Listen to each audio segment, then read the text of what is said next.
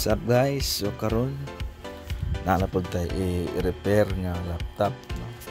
So kini nga laptop ang damage niya is kaning NVMe, no? So mo na ang pinaka-latest nga solid state drive.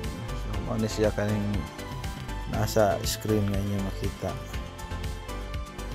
At before day na to mo-proceed sa pag-install sa operating system, ang problema gid ni is dili siya maka-proceed dito sa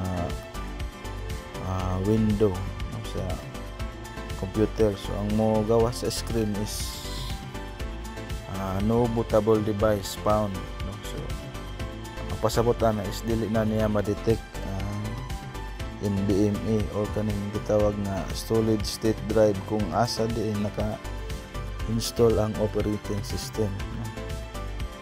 So at the same time, dili pud ta mo save sa atong mga files, no, kaning gitawag nga SSD /NVMe, no, kay mao naman ang latest karon.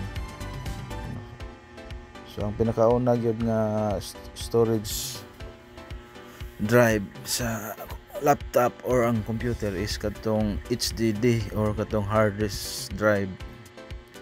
Ikaduha is solid state drive, no? So pareho ra kadako sa HDD. Ang ikatulo mao na ni siya kaning NVMe. So man ang pinaka kung kusog ang SSD nga second gen kaning NVMe mao ni siya ang pinaka latest or mas paspas pa sa ilang duha, sa HDD o sa SSD nga second gen. Ang mosunod nga video guys is kanang magkuan na ta, install na ta og operating system diri sa ato ang NVMe o kaning third generation nga solid state drive, no? So nipis na lang siya, mura na lang siya og kuan RAM, no, kung sa computer. So okay, that's all guys. So tanaw na to ang procedure sa sunod na video. Okay, dire guys, nagsugod na install sa operating system. Ang problema lang ani is dili maka-install tungod kay duha man ka klase ang kumbaga type sa imong disk. Nakakuan man ni siya MBR format. So ang gibuhat nako karon is niadto ko sa command prompt, akong himuon nga GPT format ang NVMe nato nga solid state drive kay muna na siya na i-convert GPT. So this part successfully converted the selected disk to this GPT format, no, para maka-install og operating system. So muna na siya kay di man maka-proceed gaina, no? So giback na ko na siya. So okay na siya, no, maka-install na tana. So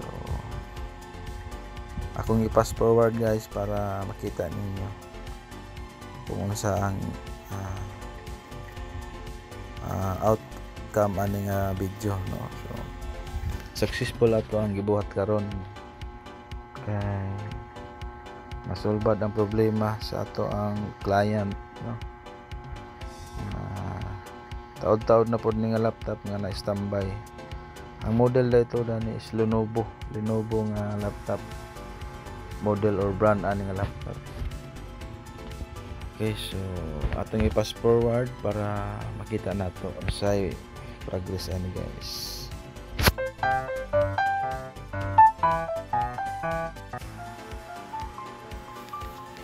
Okay, so dire guys, ito na nakita ang logo sa Lenovo.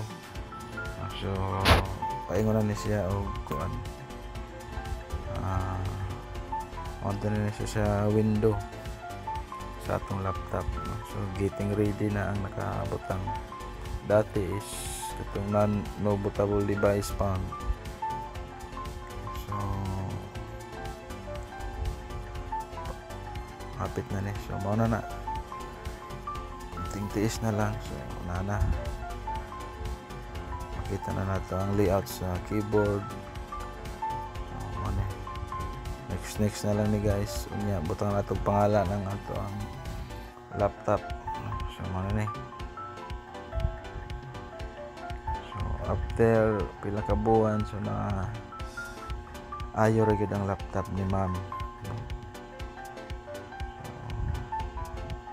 Salamat sa pagsalig. So inyo na nakita nakasulod na siya sa window sa laptop. Ang landing page kung atong i-turn on ang laptop nato. So kani nga portion download ko Google Chrome. Okay, nahuman ra gyud ato ang video no. Salamat sa pagtan-aw guys.